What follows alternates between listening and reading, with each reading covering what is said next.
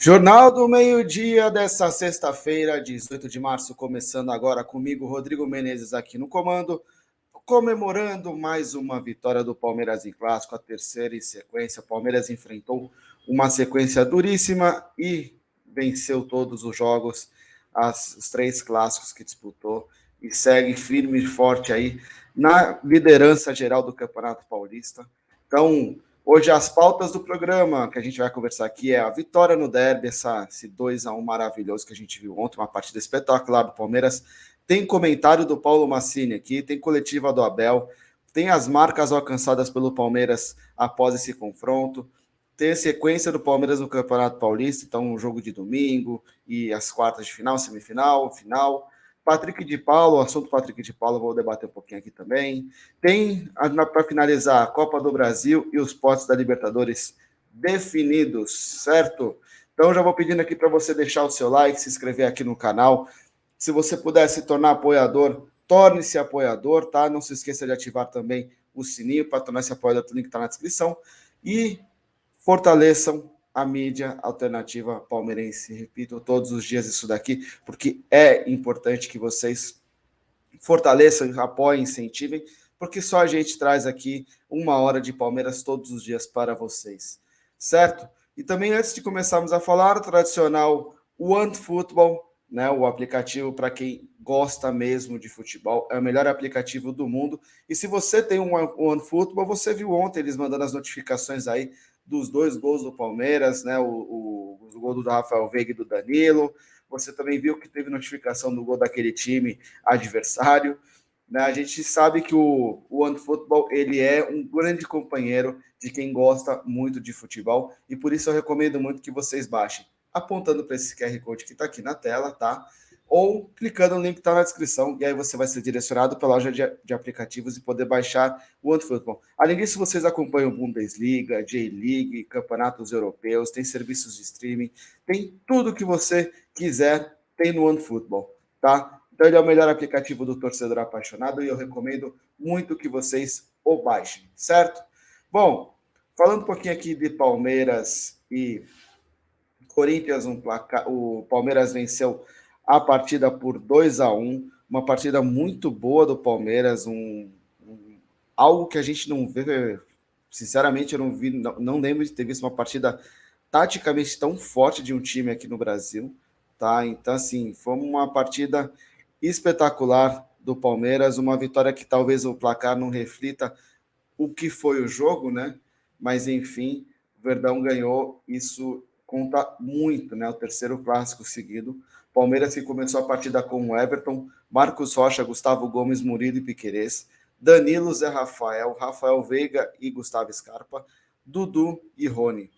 Né? E com substituições, Jailson entrou no lugar do Rafael Veiga, Gabriel Verón no lugar de Dudu, Breno Lopes no lugar de Scarpa e Wesley no lugar de Rony. Né? E o Corinthians começou com Cássio, Fagner, João Vitor, Gil e Lucas Piton, Duqueiroz, Paulinho, Renato Augusto e William, Gustavo Mosquito e Roger Guedes. E o Corinthians teve também a entrada de Gustavo Mantuano no lugar de Fagner, Juliano no lugar de Duqueiroz e Adson no lugar de Gustavo Mosquito. Né? O Corinthians aí fez apenas 3 substituições. Mas assim, a gente vê esses nomes do Corinthians, né, esse meio de campo pesado do Corinthians, e foi incrível a forma como o Palmeiras marcou e jogou. E olha, a gente estava lá no Allianz Parque, vou falar para vocês que partida espetacular do Palmeiras, que, né, começou no primeiro tempo com um gol de pênalti, mais um pênalti bem marcado, na minha opinião, estava lá no estádio e para mim isso eu estou falando, não vi depois, tá, lance pela TV, tô falando que eu vi no estádio. Pela televisão não é tão claro, mas no estádio sim, o Gil simplesmente deixa de jogar e impede a passagem do Danilo. Então, para mim, pênalti, gol que saiu aos 28 minutos do primeiro tempo. Mais uma bela batida de Rafael Veiga, né? Aí no segundo tempo, uma falha do Murilo aos 14 minutos e resulta em pênalti para o Corinthians, e o Roger Guedes vai lá e empata a partida. Mas o Palmeiras não sente o gol e aos 23, num rebote do Cássio, uma jogada de escanteio, uma boa defesa do Cássio, o Danilo pega o rebote, faz o gol e dando números finais à partida, né? Então, mais aí Danilo, mais uma vez, um dos destaques da equipe. Então, bela partida do Palmeiras. E eu vou colocar aqui rapidinho um comentário do Paulo Massini sobre como foi o jogo para vocês. Fala, Rodrigo Menezes, amigos do Jornal do Meio Dia. É um prazer estar aqui com vocês para a gente falar um pouquinho desse Palmeiras 2, Corinthians 1. O Palmeiras atingiu um nível de maturidade, um time maduro, e mostrou no clássico de ontem contra o Corinthians muitas variações, né? Marcando alto, né? Pressionando o Corinthians, não dando espaço para que os jogadores mais técnicos do Corinthians jogassem, e marcação muito perto do Danilo em cima do Renato Augusto e muito perto do Zé Rafael em cima do Paulinho, que são jogadores, tanto o Danilo como o Zé Rafael, de muita vitalidade. O que é que esse time do Corinthians tem menos? Vitalidade, porque os jogadores já são jogadores extremamente técnicos, com muita qualidade, mas sem tanto vigor físico. E empurrando a bola para o Cássio sair com os pés, que é uma tragédia. O Cássio tem muita dificuldade de sair com os pés. Então, o jogo foi se desenvolvendo dessa forma, a pressão foi acentuada, a bola girando, entrando ali, batendo aqui, batendo ali, e poderia já o Palmeiras ter vencido o primeiro tempo por 2-0. Né? Foi uma atuação realmente muito boa, convincente do time, que alternou pressão alta, marcando em cima, pressão média, com o time uma postura mais média, e quando o Corinthians, no primeiro tempo, tentou chegar, com o time marcando, terminou o primeiro tempo com o Corinthians um pouco mais com a bola no pé. O Corinthians teve a rigor uma bola só que o Renato Augusto meteu para o Fagner, e o Fagner finalizou como o Fagner mesmo mandou a bola pela linha lateral. Então, ali foi o pior momento do Palmeiras no jogo, no primeiro tempo. E o segundo tempo manteve a intensidade, muita pegada, muita força. E aquilo que vocês, torcedores, fizeram, também a gente tem que deixar absolutamente claro. A pressão em cima desse time experiente do Corinthians, fundamental. Os 2 erros individuais do Murilo, tem que ficar esperto. No lance do primeiro gol, eu não vi o replay, então eu não sei se foi falta. Mas no segundo lance, que a bola cruza na área para o Juliano, poderia ter empatado o jogo, houve a falta sim que o árbitro não marcou. Tá? Então foi um jogo convincente do Palmeiras, um dos melhores do Abel e do Palmeiras nesse período, né, que o Abel assumiu o time, e é uma equipe que vai ganhando maturidade, que sabe o que fazer. Olha como é importante o tempo de trabalho, né? O tempo de trabalho é que dá características para o time. O time vai construindo uma alma, o time vai construindo um círculo virtuoso. Time, funcionários, direção e o treinador e a sua comissão técnica. Realmente foi uma partida muito boa do Palmeiras, liderança absoluta do Campeonato Patético Paulista, vai ter a vantagem, né? Lembrando que os pontos você carrega, e jogo agora contra o Bragantino domingo. Se eu fosse o Abel, mandaria a base jogar esse jogo. Deixa os caras descansarem. Dá folga, deixa descansar. Dá um dia de folga, 2, um dia e meio. Deixa descansar no fim de semana para que a molecada possa jogar. Giovani, Renan, põe os moleques para jogar aí. O Lomba, até o Everton vai para a seleção. Acho que tem que jogar porque ele é um goleiro muito especial. O Palmeiras tem não só pouca variação, tem muita variação. Não é pouco repertório, é muito repertório. Né? É um time que tem marcação implacável, tem. Perde e pressiona no campo de ataque, tem. Saída de bola com 3 ou 4, dependendo do adversário, tem. E na saída de bola pode ser o Everton com 2 zagueiros, pode ser um lateral da direita ou lateral da esquerda com 2 zagueiros, pode ser um volante que entra para fazer a saída de bola, depende do adversário. Virada de bola de um lado para o outro. O lançamento do Everton, sempre. O jogo não para. O ritmo é alucinante, porque Dudu e Rony estão sempre prontos para receber a bola.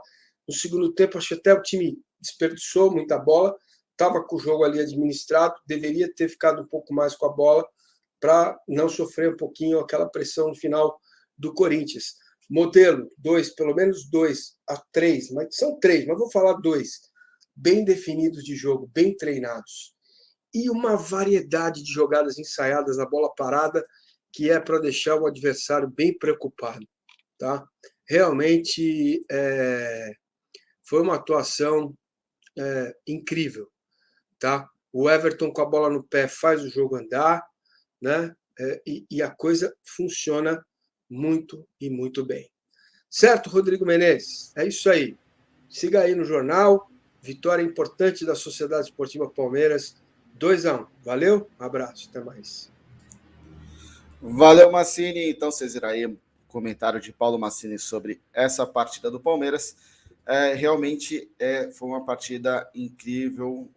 Acho que um nível de jogo, como eu falei, no estádio. Poucas vezes na minha vida eu vi um time tão bem equilibrado dentro de campo, bem soberbo, né? E soberbo no sentido assim, não negativo da palavra, mas naquele sentido de saber o que tem que fazer, se impor e manter o ritmo e atacar e jogar bola, sabe? Então, não é aquele sentido negativo de menosprezar, mas sim de valorizar e se impor numa partida. Então, sim, jogo espetacular. E uma partida que interessante, né? Pegando um pouco aqui as estatísticas, o Corinthians teve 65% de posse de bola e o Palmeiras apenas 75%. E o Abel Ferreira fala na coletiva, daqui a pouco eu vou colocar a coletiva aqui para vocês, sobre essa questão de posse de bola, né? Porque, olha, o Palmeiras teve 35% apenas de posse de bola e finalizou 14 vezes no total, 9 vezes no gol. Então, assim, foi uma equipe que atacou bastante o Corinthians, né? Pressionou bastante. E é importante falar aqui, o Palmeiras, na partida, teve 20 desarmes. Então, assim, esse é um dado que explica bastante porque o Palmeiras conseguiu esse nível de jogo, esse nível de atuação, né, e criar tantas chances. O Palmeiras é um time que não deu espaço para o Corinthians, deu a bola, mas não deu espaço. O Palmeiras entregou, falou assim: façam o que vocês quiserem, mas quando eu tiver, eu vou atacar. E outra, boa parte do tempo que o Corinthians passou com a posse de bola foi longe da área do Palmeiras, sabe? Então isso daí também é uma coisa para se refletir. E boa parte do jogo acontece no campo de defesa do Corinthians. Então o Palmeiras fez uma partida assim que tem que ser estudada como uma das grandes partidas de um time de futebol aqui no Brasil nos últimos tempos. Eu sei que muita gente não vai valorizar essa partida do jeito que ela foi, porque a gente valoriza muito chances quando uma partida, uma atuação, quando o placar é elástico e tudo mais, ou quando um time cria 30 oportunidades de gol numa partida. Algo que o Palmeiras não fez. O Palmeiras criou apenas 14. Mas foram 14 chances criadas em um cenário de total domínio do campo. O Palmeiras dominou todo o campo. O Corinthians teve um momentozinho de pressão ali no final do jogo por razões óbvias. Precisava do placar, estava perdendo e era aquele tudo ou nada. Tirando esses momentos, esses 5 minutos ali finais da partida, nada o Palmeiras deu para o Corinthians. Então, isso tem que ser muito exaltado. O Palmeiras é um time que me parece cada vez mais pronto aí para brigar por títulos no campeonato, no cenário brasileiro, não importa a qualidade do time que enfrente. Então, é muito bom ver o Palmeiras jogar. E um detalhe que eu quero comentar aqui também sobre as estatísticas: o Palmeiras cometeu 17 faltas e o Corinthians 15. Né? E o Vitor Pereira, do Corinthians, ele comenta que o Palmeiras foi demasiado agressivo na marcação e às vezes até nas faltas, e que o Palmeiras merecia mais cartões amarelos. Óbvio, do estádio, a impressão que eu tinha que o Palmeiras fez muita tática para parar o jogo, Agora, a falta mais dura, violenta, que merecesse cartão, talvez uma do Zé Rafael no começo do jogo, em cima do João Vitor, do zagueiro do Corinthians, que ali poderia ter ser dado um amarelo, mas ainda assim, para mim, ali naquele momento do jogo, já estava ainda controlando os ânimos, dando uma segurada no ritmo, e não foi, para mim, não foi nada demais. Acho que o Vitor Pereira tentou colocar numa situação que não aconteceu na partida, certo? De qualquer forma, um Palmeiras que dominou muito bem o jogo, o Dudu com posicionamento, e esse é um ponto que eu quero comentar. Ali do estádio, eu sempre falo que no estádio, a visão que a gente tem, a gente vê o jogo, né, não a bola, a gente vê o jogo como um todo. E é notório assim, o quanto que o Palmeiras apresenta variações que inclusive surpreendem, né? Ontem que eu comentei a escalação, achava que a gente acertou a escalação, né?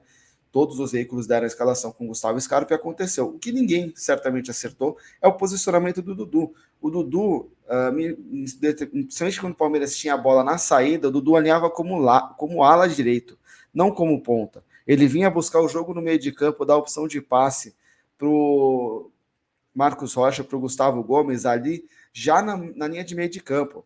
No segundo tempo, teve momentos em que o Dudu, inclusive, recuou para atrás da linha do meio de campo, quando o Corinthians deu uma aumentada na pressão, né, tentando recuperar a bola, o Dudu, em alguns momentos, inclusive, voltou atrás do meio de campo para buscar a bola. Então, isso é incrível o quanto que o Abel Ferreira surpreende. E com esse posicionamento, né, o Dudu ajudou, inclusive, taticamente, na marcação e na contenção ali do lado esquerdo do Corinthians, que tem o William, que é o principal articulador ali do ataque do Corinthians. Óbvio que o Renato Augusto ali também é um grande jogador, mas acho que o William dá o ritmo para o ataque do Corinthians e o Renato Augusto dá o ritmo para o time todo. As principais chances de gol quando o William está em campo saem do pé do William. E o Palmeiras neutralizou o William boa parte também pelo posicionamento do Dudu. E tanto que o Vitor Pereira, no segundo tempo, ele viu que o time dele ficou travado na marcação, que ele coloca o Watson já com 11 minutos para tentar explorar um pouco ali o lado esquerdo da defesa do Palmeiras. E o Palmeiras consegue responder bem. Demorou assim, uns 2 minutinhos em que o Corinthians até conseguiu chegar mais perto da área do Palmeiras, mas aí a gente viu o Zé Rafael Danilo também dobrando um pouco na marcação naquele lado, o Gustavo Scarpa voltando, se posicionando de uma forma já um pouco diferente e neutralizando novamente o Corinthians. Então, assim, uma partida em que o Palmeiras tinha resposta para tudo que o Vitor Pereira e o Corinthians propusessem, e me pareceu que o Corinthians não esperava esse posicionamento o posicionamento do Gustavo Scarpa atuando ali mais adiantado para também segurar um pouco o Fagner, não deixar o Fagner descer. Então, Palmeiras muito, muito positivo na partida que eu vi, muito legal. Outro jogador que foi muito bem foi o Zé Rafael, tá? O Zé Rafael neutralizou o Paulinho. O Renato Augusto, que eu vi muita gente comentando que ficou no bolso do Danilo, fez uma partida boa até diante do que o Corinthians jogou. Acho que o Renato Augusto foi um dos melhores mesmo e não conseguiu produzir muito. Agora, o Paulinho não produziu absolutamente nada. O Paulinho não jogou. O Paulinho apareceu muito pouco na partida. E muito por conta da marcação e da atuação do Zé Rafael e também ali do Murilo, que em alguns momentos cobriu ali, ajudou o Zé Rafael ao fechar um pouco os espaços do Paulinho. Então, assim, partida sensacional do Zé, tá? É aquela coisa que eu falo, o Zé Rafael pode não ser o melhor volante com a bola no pé, mas taticamente ele é um grande volante.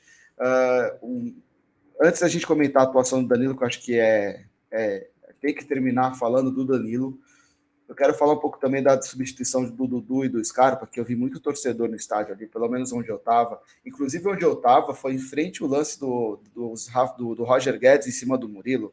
E a impressão que eu tive ali do estádio é que o Roger Guedes, naquele lance que depois resulta no pênalti para o Corinthians, o Roger Guedes ele chega com um tranco nas costas do Murilo. Não é um tranco lateral como a arbitragem interpretou, é um tranco nas costas. O braço do Roger Guedes vai nas costas do Murilo. E a arbitragem não deu, mas enfim, segue o jogo, mas para mim foi falta naquele lance, foi bem na minha frente e a impressão que eu tive foi essa, tá? Mas falando de Dudu e Scarpa, a substituição, muito torcedor ali até ensaiou né? Alguns até começaram, pô, Abel, que substituição burra, né? E assim, gente, o Dudu e o Scarpa, o Dudu principalmente se dedicou de uma forma ao time, taticamente, atacando, defendendo, que na metade do segundo tempo em diante, era nítido o cansaço, que teve um lance que ele pegou a bola perto da área do Corinthians, foi driblar e a bola escapou dele. Nítido lance de quem já está cansado, de quem já não tem mais pernas para produzir. E o Palmeiras é um time que joga numa intensidade que, se você tiver ali um jogador que não tiver jamais conseguindo render fisicamente, o Abel Ferreira substitui para manter um nível de intensidade. Então, a substituição do Dudu e do Scarpa é exatamente nesse sentido. Porque o Scarpa, no primeiro tempo, avançou muito para segurar o Fagner e voltou rapidamente para recompor a sua posição na defesa. No segundo tempo, com o Watson ali, ele teve que correr ainda mais ali atrás do Watson. Então, foram dois jogadores que se dedicaram demais e cansaram no final. Então, as substituições deles não é alguma coisa assim que, nossa, o Abel viajou. É óbvio que o Palmeiras perde qualidade quando eles saem, perde. mas ainda assim o Palmeiras manteve a intensidade. E o grande mérito do Palmeiras nessa partida foi a intensidade que demonstrou em cima desse time mais veterano, mais envelhecido do Corinthians. Então, só queria pontuar isso daí. E, para finalizar aqui o meu comentário da partida, o Danilo soberbo.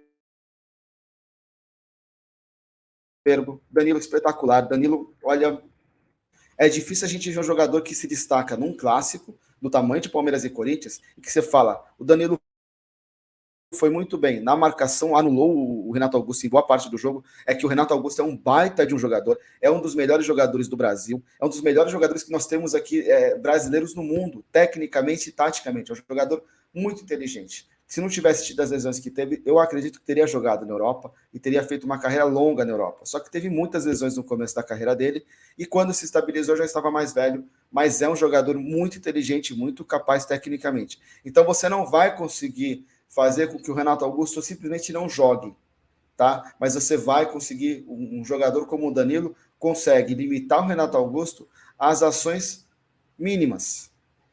O que a gente viu do Renato Augusto foi um jogador tentando e não conseguindo. E não conseguindo, não porque foi uma partida ruim do Renato Augusto, foi uma partida espetacular do Danilo marcando. Mas, além disso, Danilo com a bola no pé mostra uma inteligência, uma maturidade que um jogador tão jovem, que é assim assustador para os adversários, é um alento, assim, é uma coisa maravilhosa para o torcedor palmeirense. Então, ele ter sido o melhor da partida, justíssimo, foi o grande jogador do Palmeiras, foi o melhor jogador de um time que atuou muito bem.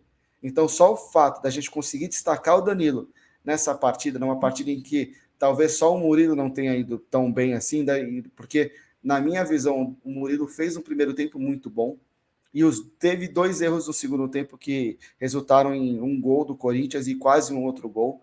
Então, assim, os erros do Murilo não podem ser ignorados, mas eu também acho que os acertos não. E o Murilo fez uma partida razoável para boa, combinando assim no geral, né? Mas de um grupo de jogadores que todos jogaram muito bem, você conseguir destacar o Danilo mostra o nível da atuação dele, né? Então, assim, com essa vitória, o Palmeiras se consolida ali com 29 pontos na liderança do seu grupo. Espera aí no final de semana, amanhã, né? Ituano, Botafogo e Mirassol entram em campo para decidir quem vai ser o adversário do Palmeiras nas quartas de final, que jogará no Allianz Parque, tá? E na classificação geral, ali o Palmeiras segue firme e forte, garante a primeira colocação geral desse Campeonato Paulista. E como a gente vê aqui no campeonato, né, ali embaixo, na zona ali da bagunça, como o Luxemburgo gosta de falar, a gente vê que tem aí um time grande, o Santos, ameaçado de rebaixamento. Ponte Preta ganhando e o Santos perdendo, o Santos estará rebaixado para a Série A2 do Paulistão. Então, é interessante notar assim, o quanto que há um abismo entre hoje os times grandes e o Santos, é deprimente. Mas a gente não tem nada a ver com isso. O Palmeiras muito bem, então vocês viram aí que o Palmeiras sobrou nessa primeira fase do Campeonato Paulista, né? Bom, teve coletiva da Abel, eu dividi ela aqui em 3 partes, tá? Em 3 grupinhos. O primeiro ele fala da estratégia de jogo, como se desenrolou a partida, tá? Então vou colocar aqui para vocês. Leonardo Dai, Rádio CBN, Diego Iwata, do UOL e Gustavo Tomazelli, da Rádio Vida Nova. Abel, Palmeiras terminou o jogo com menos de 40% de posse de bola, mas os mapas de calor e os números de finalização mostram que o jogo ficou a maior parte do tempo no campo de ataque do Palmeiras.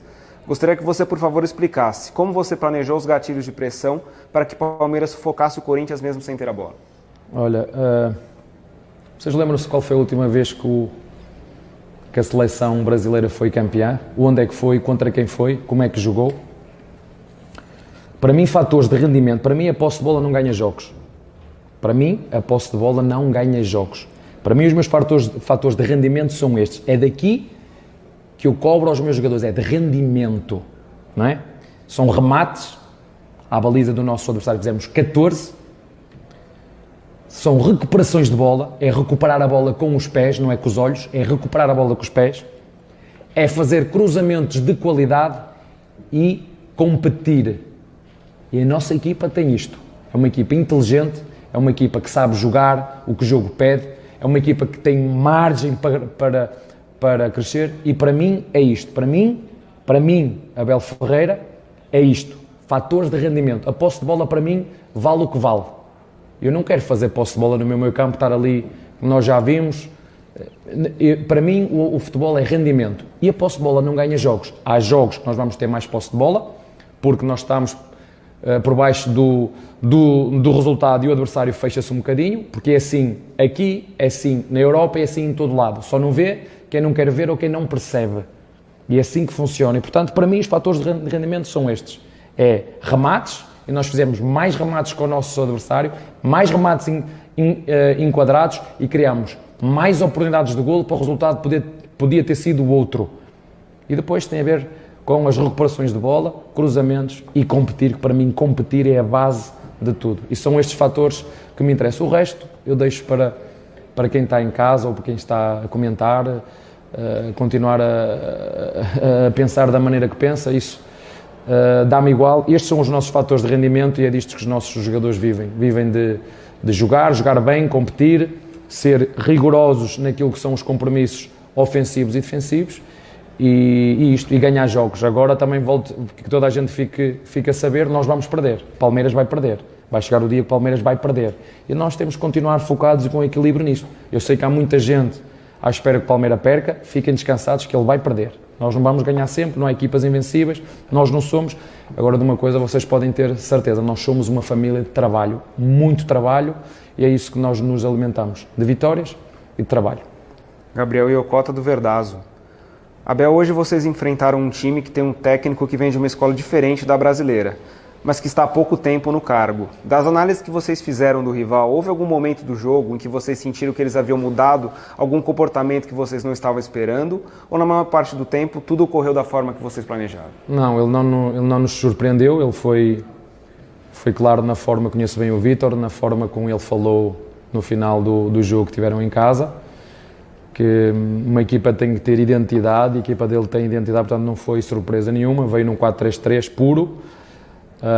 Tem uma excelente equipa, um excelente elenco e nós precisamos do Corinthians. Eu sei que muitas vezes os torcedores não entendem, mas é bom haver esta rivalidade e é isto que faz vibrar as nossas emoções, mas não, em momento nenhum nos surpreendeu, ele manteve-se fiel àquilo que é a sua identidade e nós encontramos os caminhos para a baliza do nosso adversário. Talvez nós os tenhamos surpreendido na forma como nós construímos. Nós sabíamos que os três homens da frente, que eram os pontas, vinham fechar a linha de passe central, zagueiro, lateral, e nós escolhemos uma rota de ataque muito boa, os jogadores foram exímios nisso, e já falámos nos jogadores, deixem-me dizer aqui, a minha cota parte, e que fica aqui claro para toda a gente, a minha cota parte nas vitórias e nas derrotas é de 70%, de 30%. A dos jogadores é 70%, são eles os protagonistas, são eles que jogam, são eles que têm sede de ganhar e para eles os meus parabéns. É um orgulho ser treinador destes jogadores, eles querem sempre mais e mais e mais, é isso que nós vamos fazer. É avante por mais, é focarmos nos treinos, recuperarmos, treinarmos duro, para depois, quando chegar o momento do jogo, o momento da prova, o momento onde todos estão à espera que o Palmeiras vá perder e vai perder, mas este tem que ser a atitude e tenho a certeza que os palmeirenses se revêem em cada um dos seus jogadores. E isso é que eu lhes peço, é que os nossos torcedores se revejam na atitude e na mentalidade desta equipa. Rodrigo Fragoso, da TNT Esportes. Gostaria que você comentasse a mobilidade da equipe com o Veiga e Scarpa atuando por dentro, próximos do Rony centralizado e tendo o Dudu e o Piquerez abertos.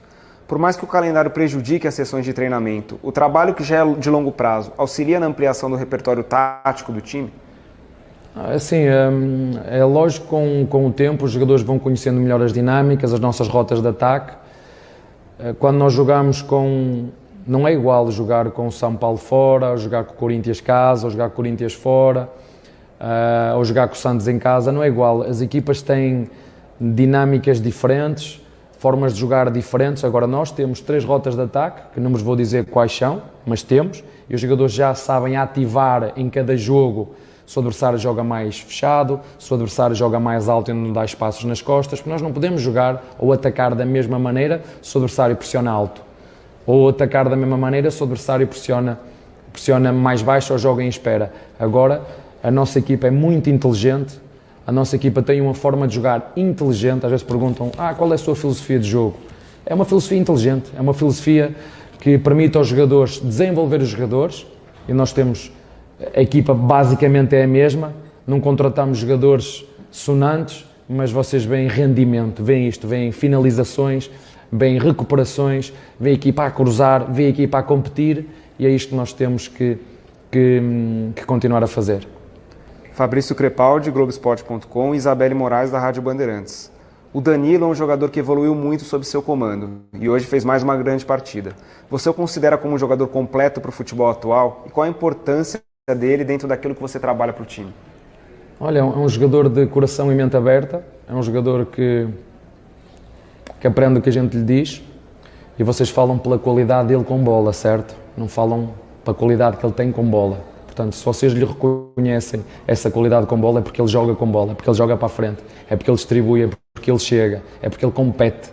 E a minha função enquanto treinador é exatamente essa. Eu também já disse isso várias vezes, eu digo isto aos jogadores, a minha função é ajudar os jogadores a ser melhores individualmente. Se eles forem melhores individualmente, a nossa equipa vai ser melhor coletivamente. E essa é a minha função, é a função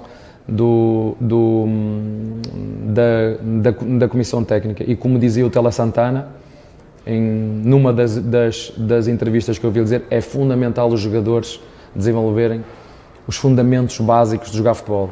Técnica de passe, a recepção, o cruzamento, o cabeceamento. Estamos a falar só com bola, mas é bom que as pessoas percebam que é preciso ter também técnica defensiva, abordagem defensiva no 1 contra 1, fechar os caminhos para a baliza, a técnica defensiva, que é preciso melhorar também aqui, e é isso que nós fazemos quando não temos tempo para treinar. Treinamos individualmente com os jogadores e fico muito contente porque eles aceitam essa metodologia e, portanto, agora é como disse, é continuar a competir, continuar a treinar e esperar que os jogadores mantenham este nível, porque são eles os protagonistas, são eles que dão a cara, são eles que vão lá para dentro e põem-se à prova. Eu, como vos disse, a minha cota à parte é 30%, os 70% é todo o mérito dos meus jogadores. Muito bem, então vimos essa primeira parte da coletiva do Abel. E tem um detalhe aqui, eu separei essa primeira parte para colocar também aqui a declaração do Danilo após o jogo, né? Que o Abel fala do Danilo e é legal ver o Danilo falando as mesmas coisas parecidas, né? Palavras do Danilo: foi na vontade esse resultado, como o Abel fala. 30% tática, 70% nós. Acho que desde o começo a gente impôs, botou ritmo. Foi crucial para sairmos vitoriosos. É fruto do trabalho e da confiança de todos. O professor falou que evolui muito e a tendência é evoluir, concentrado, para seguir fazendo boas partidas. Agradecer a Deus pelo prêmio, muito feliz em ajudar a equipe. O professor Abel está de parabéns. A torcida nem preciso falar, apoiou do começo ao fim. E a dancinha já estava combinada. E aquilo que eu falei um pouco mais cedo, né, da questão do Palmeiras ter resposta para tudo do Corinthians e o Corinthians não ter resposta para o Palmeiras. Óbvio, tem que se pesar duas coisas aí, tá? Primeiro, o Palmeiras é um time que já vem entrosado com os mesmos jogadores há muito tempo com o Abel Ferreira, então já são aí quase 17 meses de trabalho, e isso faz diferença, isso tem um peso que tem que ser levado em consideração, não dá para desprezar. Então, e o Vitor Pereira está começando agora.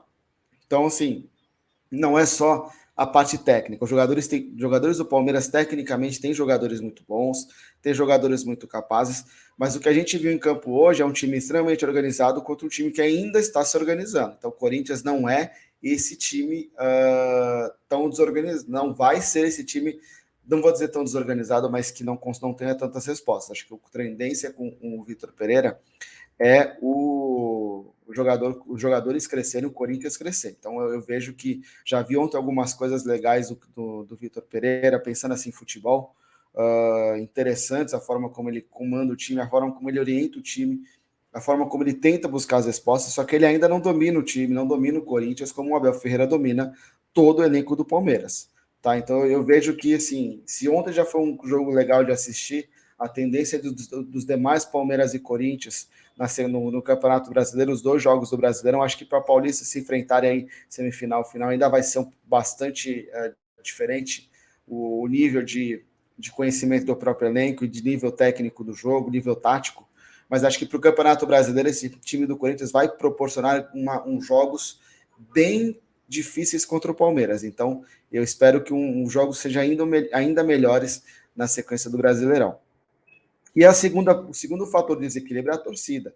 Que, cara, a torcida do Palmeiras ontem, olha, um show de bola, nenhuma vaia, nenhum momento, mesmo os momentos em que o Palmeiras teve dificuldades, né, ali no finalzinho do jogo, a pressão, o lance do pênalti, a torcida não abandonou o time, não vaiou, não reclamou, seguiu apoiando, tá? Mesmo os xingamentos para o Rony, os gols que o Rony perdeu, a torcida ainda continuou apoiando, não deixou os xingamentos passarem rápido e ficou lá incentivando o time. Então, tem que ser exaltado isso, que isso fez bastante diferença na partida, como o Danilo falou, e como o Abel vai falar em alguns momentos aqui nessa segunda parte da coletiva. Primeira pergunta, Fred Júnior, da Rádio 9 de Julho.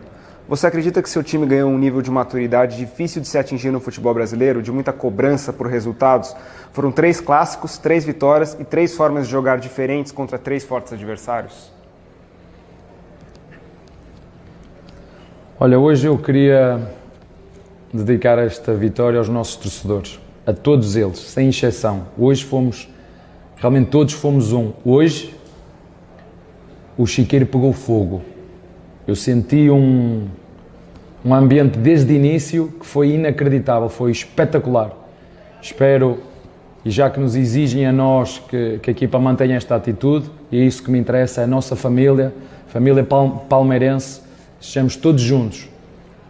A equipa, o elenco, a direção e vocês torcedores. E hoje, não tenho dúvidas nenhumas que vocês hoje foram o 12º jogador que nos empurraram, mesmo sofrendo um penalti que na minha opinião não é penalti, e fico curioso porque é que na televisão não falam na falta antes sobre o Murilo, porque é que só falam, né? Nós temos que dar a cara, porque é que não falam, e porque é que também não mostram a repetição do lance do Dudu dentro da área. A televisão deve fazer isso, e a televisão também é responsável por passar todas as imagens. Não sei se é penalti ou não sobre o Dudu, mas segundo me chegaram informações, nem repetição houve.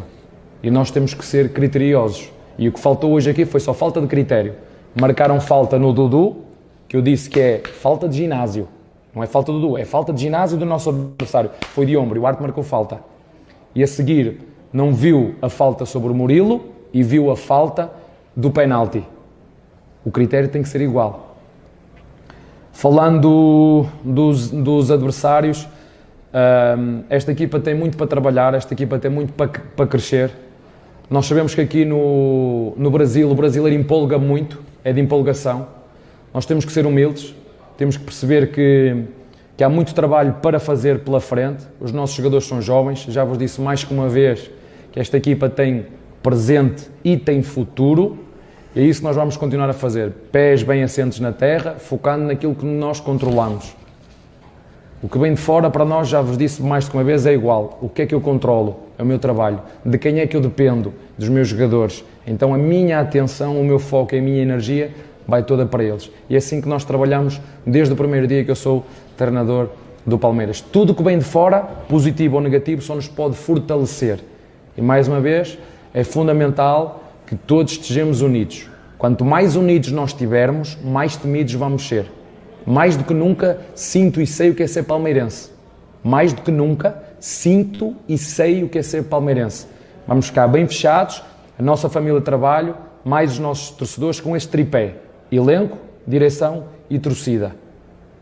E acreditem que nós estamos a trabalhar, acreditem que esta direção é muito responsável. Eu sei que o torcedor quer e eu também quero, mas há uma coisa que nós não podemos perder, é o equilíbrio. Nem o equilíbrio financeiro, o equilíbrio desportivo, que é para chegar ao final de cada mês e todos os funcionários, que é uma das minhas preocupações, recebam o seu dinheiro. Na Europa, porventura, muitos clubes aqui não contratariam jogadores, porque há o fair play financeiro. Aqui não conta, mas eu sinto orgulho, logicamente queremos sempre mais e melhor, mas sinto orgulho na responsabilidade que todas as estruturas e os departamentos do nosso clube têm, porque é assim que deve ser. E o futuro vai ser esse, demora 1 ano, demora 20, demora 30. O Palmeiras é um exemplo para muito clube brasileiro. Leandro Boldaquian, Transamérica. A parte física tem chamado a atenção, um time intenso o tempo todo. Esse é mais um trabalho físico ou mental para manter-se sempre com essa pegada? Não, vou falar do calendário outra vez. É intenso porque eu rodo a equipa. Vamos perder agora os jogadores para as seleções. Vamos tentar recuperar. Eu já vos disse, se vocês quiserem jogos desta qualidade, vou voltar a falar na mesma... Enquanto eu estiver aqui, eu vou dar a minha opinião. Isto só é possível porque nós rodamos a equipa. Só é possível por isso. Só é possível porque nós rodamos a equipa, porque senão é difícil. E vamos ter lesões. Como foi o ano passado, vários clubes, várias lesões. E custa-me agora, que vamos entrar numa fase decisiva, ficar sem jogadores. Não é desculpa, são factos. E vou voltar a referir, a culpa é dos clubes, de quem organiza, das federações, porque não têm coragem de sentar à frente com a televisão e dizer, olha, se 10 jogos custam, por exemplo, X dinheiro, nós temos que vender metade desses jogos por esse mesmo dinheiro. É assim que funciona, se quiserem bons espetáculos. É assim que se faz nas melhores equipas do mundo. É assim que se faz nos melhores países do mundo. É assim que se faz onde há o melhor futebol do mundo. Se nós queremos aprender e evoluir, temos que seguir os melhores. E enquanto não pararem as competições, para quando os jogadores... E podem dizer, professor, pois é, mas aqui no Brasil há poucos jogadores que vão à seleção brasileira. Isso é uma decisão do selecionador. Mas há outros jogadores que vão para outras seleções e, portanto, tem que se criar uma regra. Enquanto ela não se criar, e esta intensidade só acontece pelo seguinte, o Corinthians descansou quanto tempo? 4 dias? Mais ou menos, eu acho que foram 4 dias. Nós descansamos 3.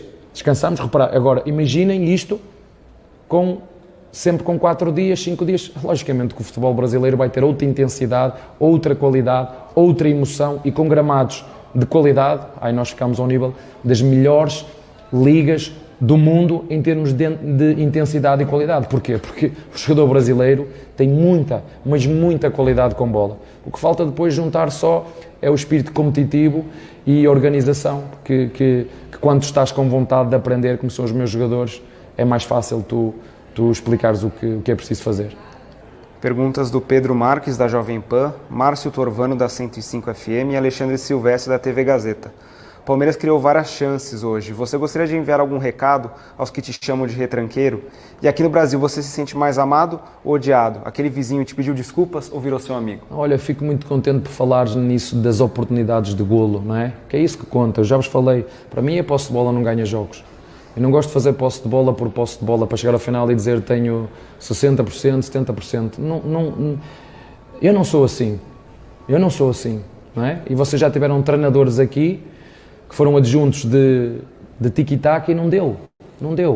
O meu fator de rendimento, já vos disse os meus fatores de rendimento, é remates, é fazer golos. Nós vivemos de golos. E fico muito contente que nós realmente, como tu disseste bem, nós criámos oportunidades, nós tivemos oportunidades para que o resultado pudesse ter sido outro. E é disso que esta equipa vive.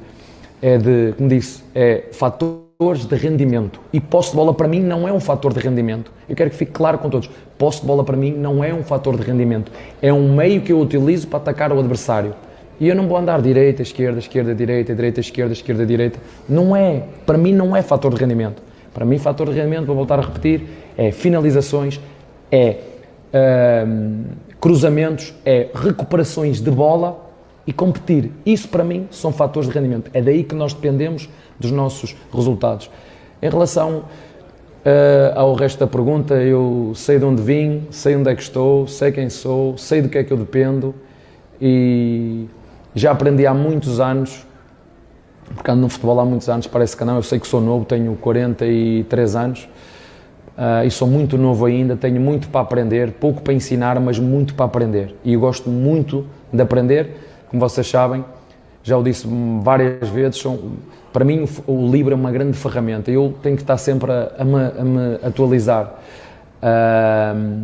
Mas em relação ao resto, eu já aprendi que andar no futebol é viver na tempestade e aprender a dançar na chuva. Para mim, andar no futebol é viver na tempestade e aprender a dançar na chuva. Quando tu atinges esse nível de equilíbrio emocional, quando vem o sol, tu sabes andar nisto. E, portanto, já vos disse também mais que uma vez, Vocês conhecem-me como treinador, não me conhecem como pessoa, eu sou mais reservado, sou, como vocês viram, sou um romântico, sou um coração mole, trato de flores em casa, adoro orquídeas aqui no Brasil, trato de flores em casa, agora não posso dizer mais, agora quando é para competir, sou como a Ayrton Senna, isto é o que for preciso para ganhar, foi o grande ídolo no Brasil, foi Ayrton Senna, e ele fazia o que era preciso para ganhar, e eu já vos disse que gosto dele, sempre gostei dele, porque tem uma mentalidade diferente, tem uma mentalidade competitiva e corria para ganhar, não era para ficar em segundo, é para ganhar. Ficou muitas vezes em segundo, perdeu muitas vezes, mas a mente de campeão estava lá. E é isto que nós vamos continuar a fazer. O resto é futebol, a gente sabe que é preciso... e eu aceito tudo, eu sou, como vos disse, sou tranquilo, não fico todo em paz comigo, isso é que importa, comigo, com o meu clube, e o resto eu aceito tudo. Como disse, conheço mais do que nunca o que é ser palmeirense. A última pergunta, ainda sobre torcida, Gabriel Rigoni, da TV Globo. O Allianz recebeu hoje o maior público desde a retomada da presença de público no futebol durante a pandemia. O quanto a atmosfera da torcida ajudou na vitória contra o maior rival hoje? Muito. A Chiqueira pegou fogo hoje, incrível. Incrível. Eu vou cobrar de vocês isto. E eu queria lançar um desafio para vocês, torcedores. Arranjem uma música, arranjem uma letra curta para os momentos em que... Ela já é espetacular, vocês têm uma letra que puxa por nós, mas... Fazer aqui um upgrade, arranjem uma letra curta, vinda de vocês, que puxa a equipa nos momentos que nós precisarmos. Eu sei que é fácil quando estamos a ganhar, e obrigado pela vossa ajuda. Quando nós sofremos o penalti, vocês continuaram a incentivar e era muito fácil aí se vocês não nos puxassem por nós, a equipa ir abaixo mentalmente, e nós sentimos a vossa força, sentimos o vosso carinho, e é isso que eu espero, que em todos os momentos, do início ao final do jogo, mesmo quando a gente esteja a perder no jogo, puxem por eles porque eles vão dar tudo o que têm, e é nesses momentos que a equipa precisa de vocês, e é nesses momentos que vocês podem realmente fazer a diferença como 12º jogador, como fizeram hoje. E hoje eu tenho que dizer isto de coração, o Chiqueiro hoje pegou fogo. Foi o que eu senti quando subia as escadas e durante o jogo todo, mais, houve uma altura que eu nem o apito do árbitro ouvia. Incrível. Muito bem aí, coletiva da Abel Ferreira, falando coisas interessantes. E assim, Abel, se você tem pouco a ensinar para a gente, olha as coisas que você está falando. Coisas que aqui poucos técnicos falam, vários jornalistas já abordaram em algum ponto, algum momento, e pouco se discute. Fair play financeiro no futebol, que eu vi muita gente falando assim, mas o Palmeiras falar do fair play financeiro é irônico e tal, não sei o quê. Fair play financeiro, gente, não é você ter limite de gasto de contratação. É você só poder gastar aquilo que você arrecada. O Palmeiras com a Crefisa fez vários contratos de patrocínio, aí o dinheiro, tudo bem, uma parte no fim ficou contabilizada como empréstimo, mas mesmo empréstimo é válido, tá? Mas é empréstimo com instituição financeira, não é empréstimo com supermercado, essas coisas que não são bancos, né? Então, assim, o Palmeiras fez as contratações com fair play financeiro, tá? Mas, enfim, então, fair play financeiro, organização de gramados, organização de calendário, olha tantas coisas. Aí vão para a parte do futebol, a parte de variação tática, de entrega do campo, de planejamento e tal. Se o Abel tem pouco para passar e ele está passando tudo isso para a gente, talvez aí seja a resposta do porquê que o Brasil ficou para trás e não conquista uma Copa do Mundo desde 2002 e não consegue mais se sobressair tanto diante dos clubes europeus, não revela mais jogadores que tenham capacidade ou que briguem por ser melhores jogadores do mundo, né? Então, acho que isso daí fica claro os motivos, né? A gente tem muito a caminhar. Preocupação com o gramado, preocupação com iluminação, tem estádio que a iluminação é muito ruim, sabe? Um calendário bem organizado. Então, são coisas que o Palmeiras precisa aí abraçar o discurso do Abel e se tornar vanguarda aí nessa briga por melhores condições do futebol brasileiro, tá? Então, o fair play financeiro é muito importante, uma liga organizada que cobre gramados de qualidade, calendário que seja capaz de abraçar os times e permitir que haja jogos com intensidade alta. Então, Abel, se você tem pouco a ensinar para a gente, cara, já o suficiente, já é muita coisa que você pode ensinar para o futebol brasileiro, ou talvez ensinar seja um termo forte, mas relembrar, né? Bom, o Palmeiras voltou aos treinamentos hoje, desculpa, às 10 horas da manhã, treina amanhã às 4 da tarde e domingo joga contra o Red Bull Bragantino aí na sequência do Campeonato Paulista. E o Palmeiras teve algumas marcas alcançadas, né? Primeira vez desde 1933 que o Palmeiras vence 3 clássicos seguidos, e naquela época o São Paulo era São Paulo da Floresta, nem o São Paulo que a gente conhece hoje. É o time que fez parte da fundação do São Paulo, faliu e depois tornou-se São Paulo Futebol Clube. Então, desde 1933, aí quase 100 anos, 89 anos que o Palmeiras não vencia 3 clássicos seguidos, 3 jogos seguidos, né? Teve aí, acho que em 96, o Palmeiras venceu os 3 clássicos, mas não foram jogos seguidos. Dessa vez o Palmeiras vence 3 jogos na sequência, 3 clássicos na sequência. Também a melhor campanha da história desse formato no Campeonato Paulista, com 16 equipes e 4 grupos, é a melhor campanha da história, e o Palmeiras ainda pode colocar mais um número, né? Vencer do Bragantino no domingo, o Palmeiras colocaria 32 pontos de 36 possíveis, então uma marca assim muito expressiva nesse Campeonato Paulista. Como eu disse, na primeira fase o Palmeiras sobrou. Obviamente agora as coisas mudam, agora é mata-mata, agora é fase decisiva, então vai ser diferente, né? E o Palmeiras, com essa campanha, ele garante agora o direito de jogar, de decidir sempre em casa no Campeonato Paulista.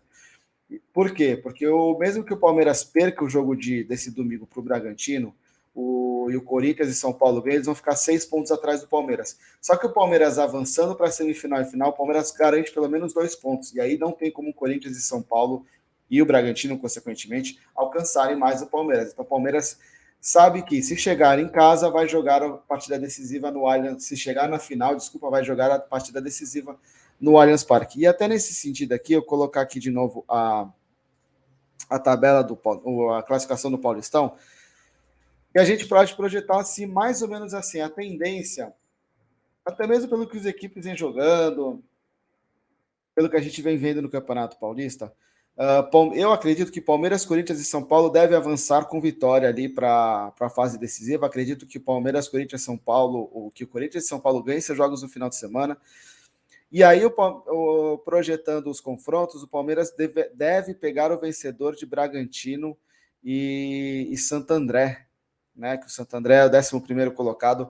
O Bragantino hoje é o pior líder do Campeonato Paulista, líder de grupo, e o Santo André hoje é o pior 2º colocado. Então, como a gente pode ver aqui novamente, o Santo André está lá em 11º. Então a tendência é que o Palmeiras enfrente o vencedor desse confronto e Corinthians e São Paulo se enfrentem na outra semifinal. Então o Palmeiras, pelo que está aí se desenhando, o Palmeiras vai ficar só ali só vai enfrentar clássico novamente agora no eventual final. Mas a gente sabe que as coisas podem acontecer, surpresas podem acontecer, então vamos aguardar. De qualquer forma, o Palmeiras recebeu uma boa notícia ontem, boa notícia entre aspas, né? Porque o jogador não é tão bom assim, mas o Piquerez não foi convocado pela seleção uruguaia. E dessa forma, o Palmeiras só entre aspas, né? Que também são jogadores muito importantes, mas vai perder apenas o Everton, Gustavo Gomes, Kusevich e Giovani aí para a data FIFA. Como eu falei, já é uma perda significativa, mas poderia ser ainda pior, né? Bom, sobre Patrick de Paula, eu sei que muita gente deve estar querendo aí saber novidades, e por enquanto não há nenhuma novidade significativa. As duas partes seguem conversando, seguem negociando, mas por enquanto não há uma definição, tá? Como eu falei, há um certo otimismo por parte da imprensa carioca de que esse acordo vai ser fechado. A imprensa de São Paulo também dá a negociação como quase fechada, porém não há nada concreto.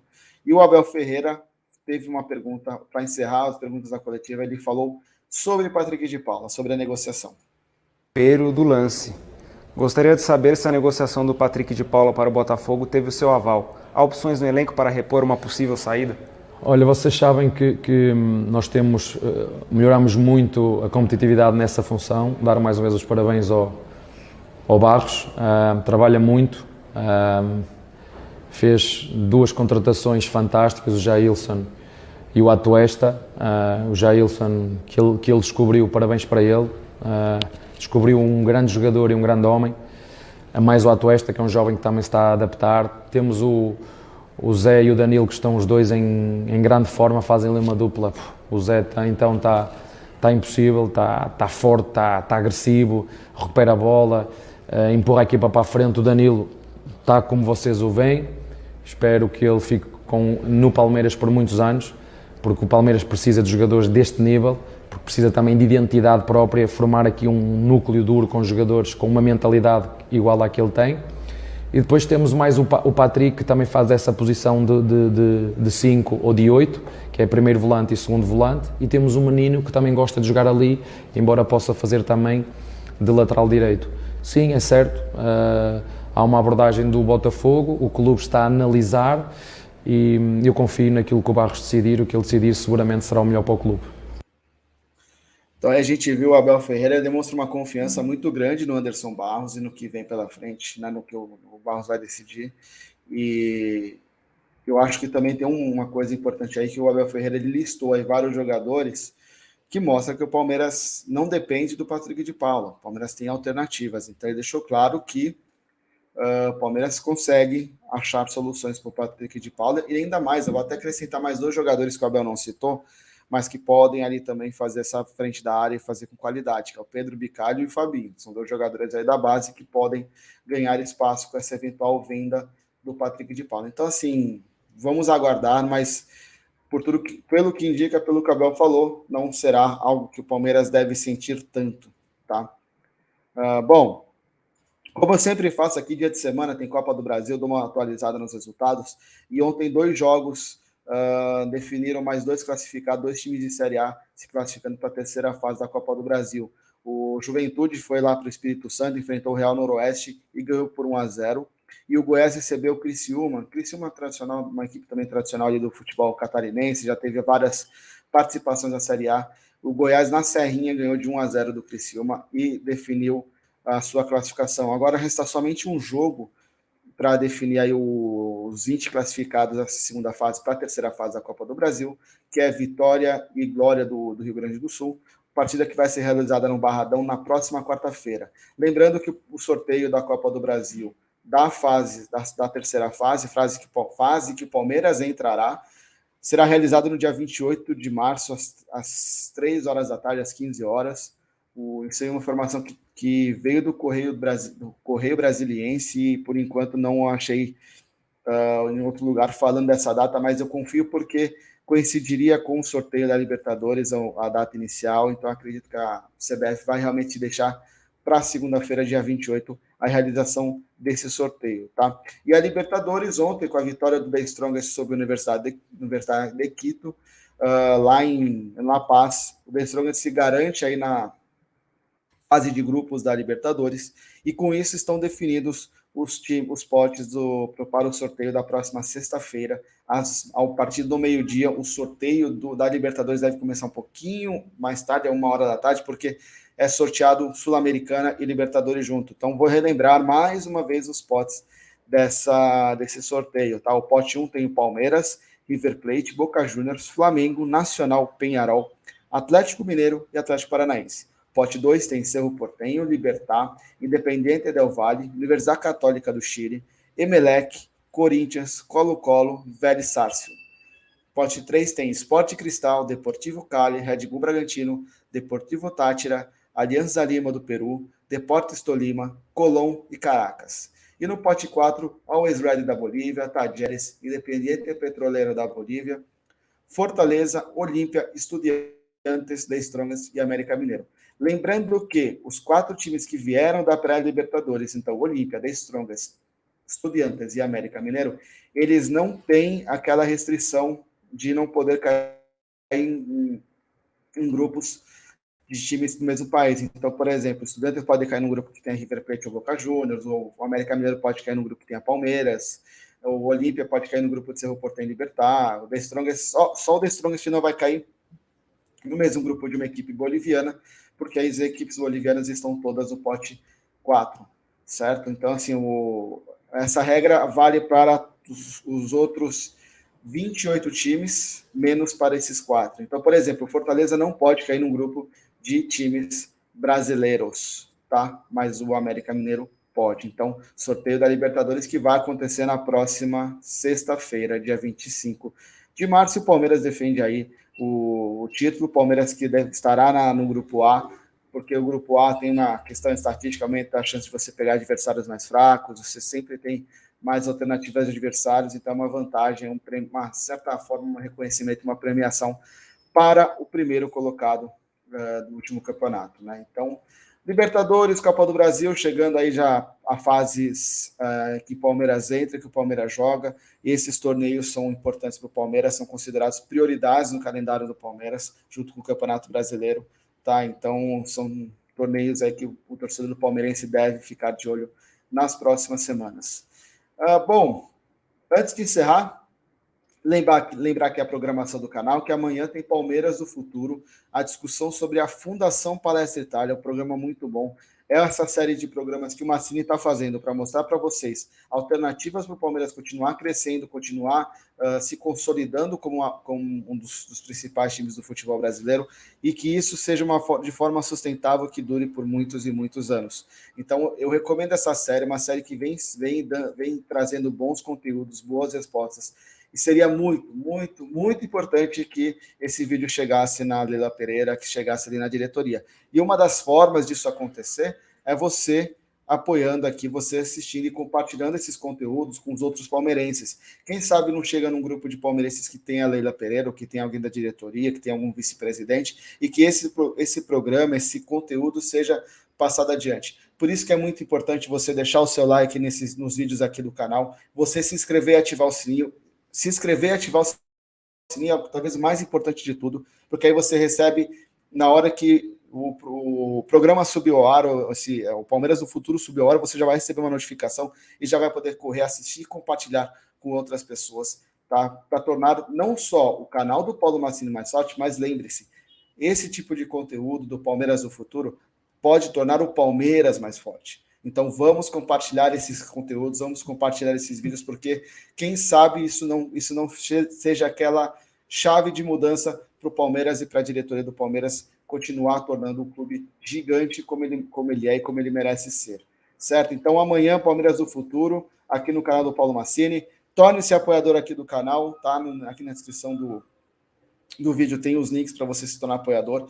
E deixe o seu like aí no vídeo, tá? Segunda-feira eu estou de volta com o Jornal do Meio-Dia. Lembre-se que domingo tem jogo do Palmeiras, então tem as lives pré-jogo, de intervalo e pós-jogo do Massini, tá? E a gente vê aqui programação no canal diária, todo dia vídeo, todo dia conteúdo rolando por aqui. Então nos vemos na segunda-feira, um grande abraço, bom final de semana a todos e que o Palmeiras vença mais o jogo e se consolide aí como melhor campanha da história do Campeonato Paulista nesse formato. Beleza? Até a próxima, galera!